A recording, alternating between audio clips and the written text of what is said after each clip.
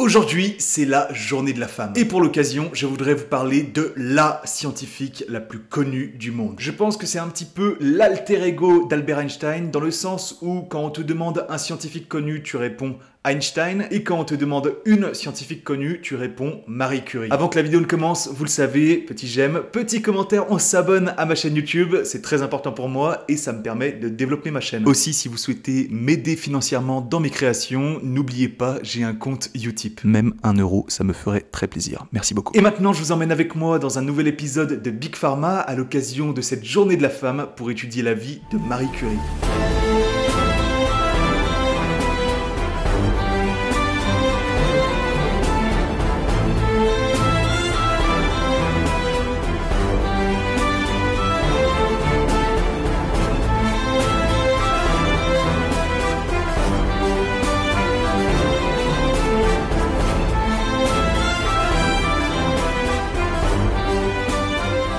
L'histoire commence le 7 novembre 1867 à Varsovie en Pologne où Marie Zlodowska voit le jour. Elle est la fille de Władysław Zlodowski, un professeur de mathématiques et physique, et de Bronisława Zlodowska, une institutrice. Le couple aura 5 enfants, Sofia, Joseph, Elena, Bronia et Marie la dernière. En quelques années seulement, Marie aura le chagrin de perdre sa sœur Zofia et sa maman qui meurt du typhus et de la tuberculose. Marie est vraiment accablée par ces pertes et tombe dans une profonde dépression. Alors, pour lui remonter le moral, son père a une super idée et il l'envoie toute seule à l'internat, loin de sa famille, à Cracovie. Rien à foutre de ta dépression, rien à foutre de tes excuses. Et c'est une réussite. En fait, les études vont devenir une sorte de refuge pour elle pour fuir la tristesse. En 1883, elle obtient son diplôme d'études secondaires en étant première. Évidemment. Je dis évidemment parce qu'au bout d'un moment, vous le verrez, ça devient évident qu'elle soit première. Et vu qu'elle est très douée, Marie, après ce diplôme, elle souhaite faire des études. Mais c'est interdit en Pologne de faire des études pour les femmes. Même le dernier de la promo avait le droit de faire des études, mais non. Non, toi tu es première, mais tu n'as pas le droit. Non, toi tu es une femme, tu n'as pas le droit de faire des études. La place de la femme, c'est à la cuisine. Avec des diplômes. Ta place, c'est à la cuisine. Donc Marie prend exemple sur sa sœur Bronia qui étudie la médecine dans un fabuleux pays féministe qui s'appelle la France. Et en 1891, elle s'inscrit à la faculté des sciences de Paris pour étudier la physique. Dans sa promotion, elles ne sont qu'une vingtaine de femmes sur plus de 800 étudiants. Peu importe, ça ne lui empêchera pas de réussir son diplôme en étant première. Évidemment. Le diplôme en poche, elle souhaiterait retourner en Pologne dans une organisation un peu clandestine qui a pour but d'éviter la russification du pays. Безответственные политики на Западе. Mais l'amour est passé par là. Après son diplôme, Marie travaille dans un laboratoire où elle rencontre un certain Pierre Curie qui étudie le magnétisme. Le point commun entre les deux personnes est tout trouvé puisqu'elle aussi, elle étudiait le magnétisme. Ils s'entendent très bien et se marieront très rapidement en 1895. Marie Zlodowska devient donc officiellement française et prend le nom de Marie Curie. Le 12 septembre 1897, elle donne naissance à sa première fille, Irène. Jamais assez d'études, Marie Curie souhaite se lancer dans une thèse de doctorat, mais quel sujet choisir? Avec ton doctorat, ta place à la...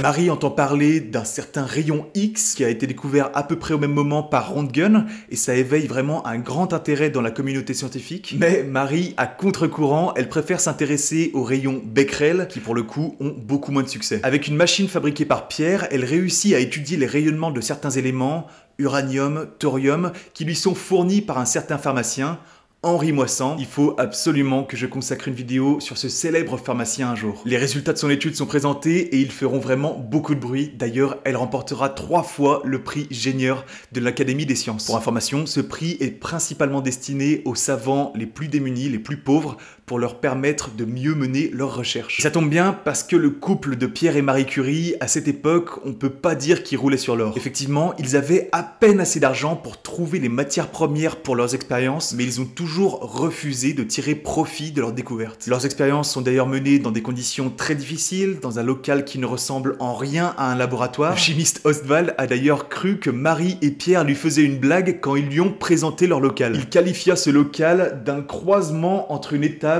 et un hangar à pommes de terre. Si je n'y avais pas vu des appareils de chimie, j'aurais cru qu'on se moquait de moi. C'est rigolo quand même. J'imagine bien Pierre et Marie fait... Et voilà, notre local. Et le petit, c'est ça là? Vous vous foutez de ma gueule ou c'est quoi? Ah non, c'est... Il est vrai que la découverte du radium a été faite dans des conditions précaires et le hangar qu'il a abrité apparaît revêtu du charme de la légende. Mais cet élément romanesque n'a pas été un avantage. Il a usé nos forces et retardé les réalisations. Qu'importe les moyens financiers, en 1898, il souhaite comprendre un phénomène très à la mode à l'époque et que personne ne comprenait, la radioactivité. Du coup, ils commandent quelques tonnes de pêche blinde sur Amazon et ils réussissent à isoler deux éléments encore inconnus à l'époque, le polonium et le radium. Le polonium est nommé ainsi en hommage à son pays d'origine, la Pologne. Dites-moi pas que c'est pas vrai! Le couple Curie vit donc au milieu des fioles qui irradient une douce lumière bleue, verte, des fioles évidemment radioactives. Je pense que si quelqu'un devait rentrer dans leur local aujourd'hui, il serait armé d'une combinaison totale. Eux, ils étaient là comme ça. Ouais. On y revient tout à l'heure sur les dangers de la radioactivité. Pour ces découvertes, le prix Nobel de physique leur est attribué en 1903 et il partage ce prix Nobel avec Henri Becquerel. Mais ça n'a pas été du tout simple. Pierre a dû vraiment insister pour que le nom de sa femme soit inscrit. Effectivement, en 1903, à la base, le nom de Marie Curie n'était même pas inscrit. Vous le savez, à l'époque, on n'accordait pas la même importance aux travaux des femmes. J'en ai fait d'ailleurs une vidéo il y a quelques années. Pierre Curie écrit ainsi à un monsieur influent dans ce milieu, Henri Poincaré, le 26 janvier 1903. Cher monsieur, j'ai appris qu'il était question de nous proposer, monsieur Becquerel et moi, pour le prix Nobel pour l'ensemble des recherches sur la radioactivité et que vous vouliez bien vous occuper de cette question. Ce serait pour moi un très grand honneur, toutefois je désirerais beaucoup partager cet honneur avec madame Curie et que nous soyons considérés ici comme solidaires, de même que nous l'avons été dans nos travaux. Après de nombreuses négociations très difficiles, parce que, attention, on parle quand même d'une femme qui pourrait recevoir un prix Nobel, quoi, c'est pas non plus... La proposition est acceptée, le nom de Marie Curie figurera sur le prix Nobel. Marie Curie devient ainsi la première femme de l'histoire à remporter un prix Nobel. Le couple devient vraiment très célèbre et suscite un réel engouement tant au niveau scientifique que public. À partir de là, les médailles arrivent, médaille Davy, médaille Matteucci. Aussi et surtout, ce sont les financements qui arrivent. En revanche, ils ont vraiment beaucoup de mal avec les honneurs et la notoriété, tout simplement parce que ça les empêche de travailler. Et oh, c'est bon là, on n'a pas que ça à foutre, nous. On doit retourner travailler. Hein. D'ailleurs, quand ils reçoivent leur prix Nobel, ils n'y vont pas. Tout simplement, autre chose à faire, désolé. Ouais, désolé, j'ai pas pu venir, je devais travailler, en fait, donc ouais, désolé. En 1904, naît la deuxième fille du couple, Ève Curie. Malheureusement, terrible nouvelle, le 19 avril 1906, Pierre meurt accidentellement renversé par une voiture à cheval. Marie souffrira énormément de la perte de cet homme avec qui elle a tant partagé, tant au niveau personnel que professionnel. Pierre était professeur à la Sorbonne, elle trouvera quand même le courage d'aller le remplacer, devenant ainsi la première femme professeure à la Sorbonne. Le journal salue l'événement avec ces mots. C'est une grande victoire féministe que nous célébrons ce jour. La place de la Sorbonne présentait cet après-midi une animation extraordinaire. Plus de 300 personnes se pressaient devant les portes de la faculté des sciences. C'est qu'à 1h30, Madame Curie, la veuve de l'illustre savant qui périt dans les circonstances terribles que l'on sait au commencement de l'année, allait ouvrir le cours dont elle est chargée à la mort de son mari. L'amphithéâtre de physique générale qui ne contient que 200 places était occupé par plus de 300 étudiants et étudiantes. À 1h30 très précise, Marie Curie paraît. Elle est nu-tête et vêtue d'une robe de deuil, d'une extrême simplicité. D'un pas rapide, elle gagne l'estrade et s'installe devant la table qui lui a été réservée. Autour d'elle, les préparateurs et nombre d'appareils de physique. De nombreux applaudissements saluent la conférencière qui s'incline à différentes reprises. Aucun discours préalable n'est prononcé. Première en tout, elle deviendra aussi la première femme directeur d'un laboratoire universitaire dans lequel elle accordera autant d'importance dans les dossiers masculins que féminin pour ses recrutements. C'est quelque chose d'assez remarquable pour l'époque, ça vaut le coup de le souligner. En 1910, Marie Curie réussit à isoler le radium sous forme de métal pur. Elle publie la même année le traité de la radioactivité. Elle participera aussi au congrès Solvay qui réunit les plus grosses têtes du moment, Max Planck, Albert Einstein et tant d'autres, et donc Marie Curie qui est la seule femme. Le 4 novembre 1911, juste après le congrès, un scandale éclate au sujet de Marie Curie. Le physicien Paul Langevin entretiendrait une relation en dehors de son mariage avec Marie Curie. Tout de démente fermement, mais en vain, les journaux publient des lettres infamantes qui enflamment l'opinion publique. L'aventure de Madame Curie et de Monsieur Langevin. Le cœur d'une femme a des aspirations que la science ne suffit pas à satisfaire. Elle déshonore l'université. Incarnation insexuée de la science. Autour de sa maison, des cris À bas l'étrangère, à bas la voleuse de Marie. En fait, la relation entre Paul et Marie était connue de nombreuses personnes, mais les mœurs du moment faisaient qu'on restait en général discret à ce sujet. C'est la belle-mère de Langevin qui ne supportait pas cette relation et qui en parla à la presse en disant « Madame Curie a enlevé le mari de ma fille, le père de mes petits-enfants ». C'est amusant quand on sait que quelques années plus tard, le petit-fils de Paul Langevin se mariera avec la petite-fille de Marie Curie. La presse nationaliste et misogyne en profitera pour la qualifier polonaise venant briser un bon ménage français.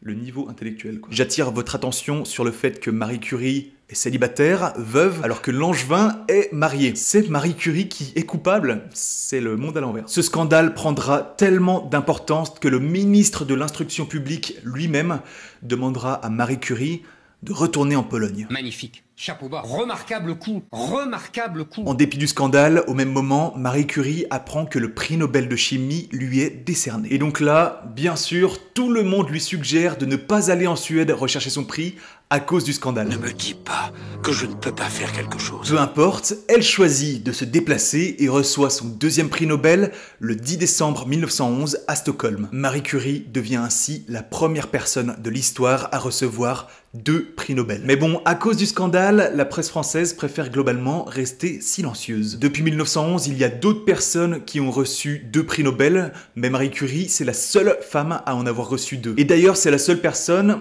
hommes et femmes confondus, à avoir reçu 2 prix Nobel dans 2 disciplines scientifiques différentes, la chimie et la physique. Je savais que c'était une femme brillante, mais en écrivant cette vidéo, je suis vraiment impressionné par le talent de cette femme. En 1914, l'Institut du Radium voit le jour et se consacre à la recherche médicale sur le traitement des cancers, notamment avec les rayonnements. La branche physique-chimie de cet institut est dirigée par Marie Curie, et d'ailleurs, l'institut changera de nom quelques années plus tard pour devenir l'Institut Curie. Lorsque la guerre éclate en 1914, Marie Curie s'engage aux côtés de la Croix-Rouge, et elle participera d'ailleurs à la conception d'unités chirurgicales mobiles. Ce sont en fait des sortes d'ambulances où on peut passer des radios. Les véhicules permettent de prendre des radios des corps des soldats qui sont très utiles pour rechercher les impacts d'obus ou de balles qui sont logés dans le corps des patients. Mais bon, il faut remettre tout ça dans le contexte. La radio à l'époque, c'était vraiment une nouvelle technologie, personne n'y comprenait rien, et Marie Curie, elle a vraiment beaucoup de mal à former les médecins à cette nouvelle technologie. Hein?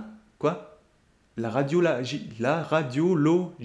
C'est quoi ça? En pleine guerre, les médecins ont assez peu de temps pour se former parce que c'est quand même assez compliqué à comprendre. Prendre des radios, les analyser, puis après faire l'opération pour ressortir la balle, ça prend beaucoup de temps. En général, ils préfèrent amputer le membre, ça prend beaucoup moins de temps. Mais on estime que ces équipements ont permis de sauver la vie d'1 million de soldats. Après la guerre, en 1920, Marie Curie acceptera une interview avec la presse américaine, avec une journaliste qui s'appelle Missy, qui lui fera découvrir les États-Unis. Elle est aussi reçue en grande pompe à la Maison Blanche par le président Hoover. Dans les années 1920, on commence à comprendre l'intérêt du radium pour traiter le cancer. Et donc, pour se protéger du cancer, on commence à en mettre partout. Mais quand je dis partout, c'est partout. Dans des crèmes, dans des cigarettes, dans les dentifrices, les rouges à lèvres, les préservatifs, engrais, réveil. Et c'est là aussi qu'on commence à comprendre que la radioactivité, faut faire attention quoi. Marie Curie souffre elle-même de cette exposition radioactive avec qui elle est en contact depuis 20 ans. Et même quand ils n'étaient pas au laboratoire, ils en avaient sur eux. On raconte que Pierre Curie en avait toujours un échantillon sur lui pour montrer un petit peu aux curieux ce que c'était. Je pense que Pierre Curie à l'époque il était comme ça. Radium? Oui bien sûr, tu veux que je te montre? Tiens regarde, c'est ça. Hop là, je t'ai eu. Un jour, Pierre se l'est même attaché autour du bras pour voir comment sa peau brûlait. Marie Curie, quant à elle, en avait un échantillon à côté de son lit qui lui servait de veilleuse. Ils étaient tellement entourés de radioactivité qu'aujourd'hui encore, des objets qui ont appartenu au couple sont encore radioactifs. Marie Curie présente régulièrement des tremblements des mains, des craquelures, des douleurs et une fatigue constante. Marie Curie décède le 4 juillet 1934 à l'âge de 66 ans des suites d'une leucémie radio-induite. C'est malheureux quand on sait que l'année d'après, sa fille Irène remporte elle-même le prix Nobel de chimie avec son époux. Et sur la radioactivité, évidemment. Sa deuxième fille, Ève, écrira quant à elle une biographie de sa mère et épousera un homme qui recevra quant à lui un prix Nobel de la paix en 1965. Mais quelle famille? Mais comment c'est possible? Comment c'est possible d'avoir autant de prix Nobel dans une famille? 1, 2, 3, 4, ça fait 5 prix Nobel dans la même famille. Moi j'en ai 0, j'en ai pas. Comment c'est possible? Pour tout ce qu'elle a pu accomplir, le gouvernement français a voulu lui décerner la Légion d'honneur, Elle l'a refusé. Marie Curie reste quand même dans l'imaginaire collectif la femme scientifique la plus connue. D'ailleurs, petit aparté, le nom Marie Curie, c'est le 12e nom le plus porté pour les établissements publics français, c'est-à-dire pour les écoles, les lycées, les collèges, etc. Et les plus anciens d'entre nous se souviendront du billet de 500 francs qui était attribué au couple de Pierre et Marie Curie. Un billet polonais de 20 000 zlotys lui est aussi attribué. Première en tout, et même à titre posthume, elle sera la première femme à entrer au Panthéon en 1995 aux côtés de son époux. Conséquence de ses travaux, son cercueil est recouvert d'une grosse couche de plomb pour éviter les rayonnements. C'est la fin de cette vidéo, j'espère vraiment que ça vous a plu parce que moi j'ai pris beaucoup de plaisir à l'écrire et à la tourner. C'est une femme vraiment extraordinaire que j'admire et j'espère vous avoir fait ressentir ça. Je voulais vraiment la mettre à l'honneur en cette journée de la femme. Avant de partir, n'oubliez pas de mettre un j'aime, de me mettre un petit commentaire pour me dire ce que vous en avez pensé et surtout de vous abonner à ma chaîne YouTube, ça me ferait vraiment très plaisir. On se retrouve bientôt dans une prochaine vidéo, à bientôt!